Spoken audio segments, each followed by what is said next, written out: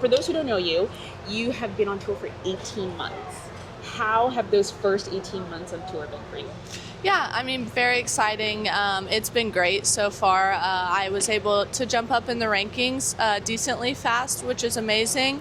But yeah, the last year and a half on the WTA tour it's been really great. This year I'm starting to go to places for the second time, and so I'm familiar with a lot of things, which, it's exciting to go to a place for the first time and see something new, but it's also cool when you get to go back to a place and go back to places that you enjoyed while you were there and stuff like that. How has the traveling been for you? Like going to Europe, coming back, like has that been fun, hard? Like what has it been? Yeah, a little of both. I mean, there's a lot of cool places that I get to see, which is amazing, and I feel very fortunate for that.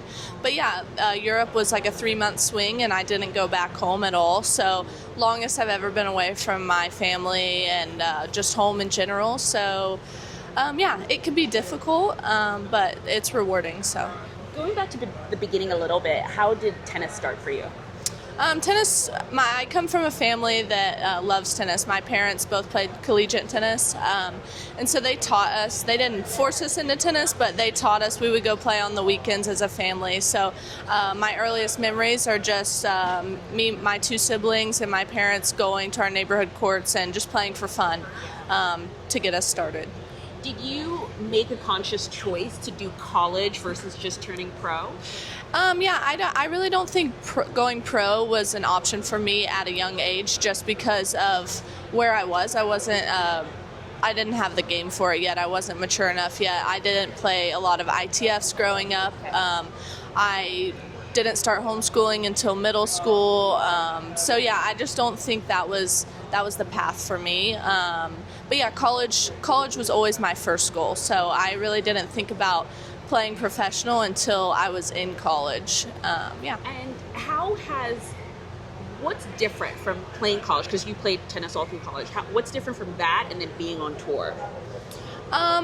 There's a lot of big differences. The good thing about college is, everything's organized for you. Your coaches tell you where to be, and you just show up and you play a match, and then you go back home and you go to school the rest of the week. So that's the simplicity of college versus professional. You're figuring out your flights. You don't know how long you're going to be there. You're playing, and then you're trying to train, and then you're going to another tournament. So that's probably the most difficult difference, I would say. And then in college, you play a match on Friday against a team, and then Sunday against a team, and then you're done until the following Friday. And it's not like day after day. You can kind of you can lose your match on Friday, and you get to kind of reset and start over on Sunday. So it's a little bit different mentality there. Do you think college, anything specific about playing college tennis prepared you for the pro tour?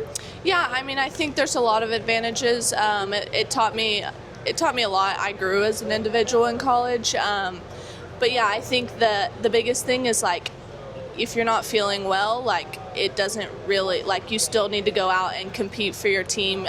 Even if you're not going to finish your match that day, you're still, like, helping your team in other ways. So it taught me to, like, compete really hard even when I'm not feeling 100%. And I think that's helped me now, because I might play five days in a row, and I'm not going to feel amazing all 5 days for sure. So I have to, like, kind of dig into some other resources on those days that I don't feel as well. Awesome. You talked a little bit about your ranking. I mean, you're currently ranked 32 for 18 months on tour. That's, like, pretty impressive. You just won your first title on grass. How has that rise been for you? And also, winning your first title on grass, I don't think it's an expected surface for an American player. Like, what has that all been like for you?